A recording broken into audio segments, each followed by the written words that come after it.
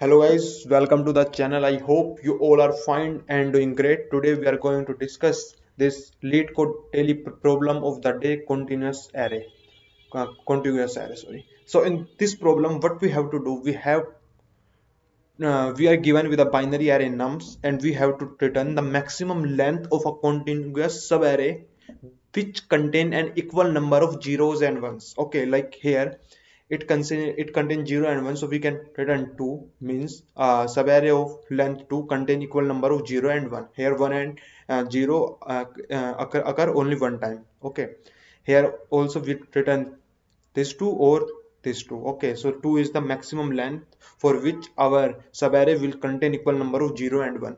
So now how we do it, like, so basically guys, this is the approach for solving this problem. We are given this function nums name is find max length. We have to return the integer value of maximum length, and this is nums given to us vector. So we take two variables. C will store as the count of our maximum length yet we get. Okay, and s will contain the sum of all the numbers yet. Like how I am saying it, sum for 0 I decrease the s by 1, for 1 I will increase the s by 1. Okay, so if my number is equal to 0, what I do, s minus minus. But if my if my num is equal to 1, then what I do, s plus plus. Okay, here you can see I am doing, if my number is equal to 0, I subtract minus 1 from it, otherwise I add plus 1. Okay, now what I do, I am taken an unordered map of int comma I. Now what does this store? This will store the index, like this is my particular array, and at some index here I, the value of this is equal to x.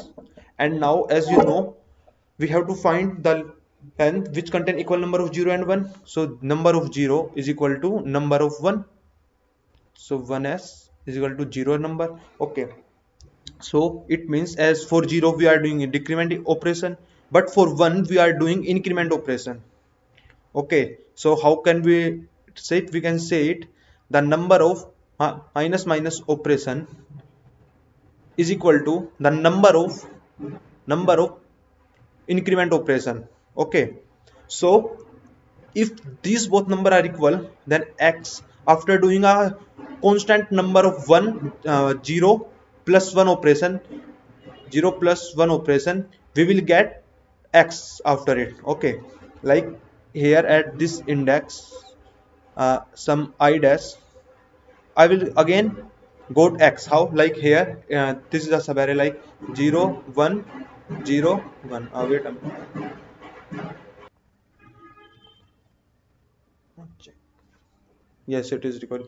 uh, I just stopped the video, pause the video, because there is some sound in back of me. So what are we are doing, if our 0 and 1, I am changing the color, if my 0 and 1 count is are equal, then the operation of plus and minus are also equal. So my number x, how many times it will decrease, it will increase also the same number of times. So if I increase and decrease, like here x and my o occur and my 0 occur y times, then what I do, I will subtract minus y, because I will decrement it y times, and for each one I will increment it, and y, as 0 and 1 occur same time, so 1 will also occur y times, so I will add y, because I will do increment for each y. So I am cutting this and I will get x again. Okay, so like if this is my array, this is my array, for this, now what is my number, let's change the color. Here for this index my number is x plus 1. Here, because here sorry, x minus 1. Just wait a minute. What is our number? Our number is x minus 1, because here we are doing decrement operation. For 0 we are doing here again we do increment, our number became x. Here we again do x minus 1, here our number again became x. Okay, so sorry, for it will come in this index. This is this is I'm explaining it. Just wait a minute. Okay, so here for this index, our sum is equal to x. So we can say between between these I between this I and this j index, the sum of my number between this j minus I index is equal to 0, means we are doing same number of times increment and decrement, else while we will not get x again. Okay, this value can be x dash, here we get x dash, means if we got a value and we again got that value, then this simply means between these two indexes I have a sub array whose count is equal to 0, and count is equal to 0 means we are doing plus and minus operation equal number of times, and that's mean I have equal number of zeros and ones. Okay, so here I am doing this, and what I am doing is, if my m contain s, like if I got here x, then I have to check whether I have already some x or not. But for this x, if I don't have any x, then what I do? Initially I am at this, and this condition will false because my map will not have any is not have any s. That's why I put ms is equal to I. Okay, so here ms is equal to I, m x is equal to I. Here else condition will work, is equal to I. Okay, but when I am come at this index, my sum is again is equal to x.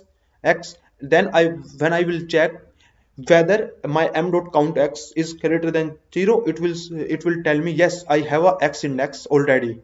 I have put already an x index, whose value is I. So what I do, I doing I minus those previous index and take it maximum to c comma I minus x. Okay, take the maximum, as well if I don't have any value, any subarray of that value, then I will just put down my index, means I got that value in a particular index I, then I just return c. Okay, so this is the basic approach of solving this problem. So you can see I just submit it again. So as you can see, it is submit, it has accepted, LeetCode has accepted the solution. Uh, so guys, I hope you all like it and understand the solution, and if you have any doubt, then just comment out. I will try my best to explain you. So please like the video, subscribe the channel, and check out my channel for more GFG problem of the day solution and LeetCode daily problem solution. In future I will start to upload code stuff and code forces round solution also, so stay tuned. Thank you for watching this, guys.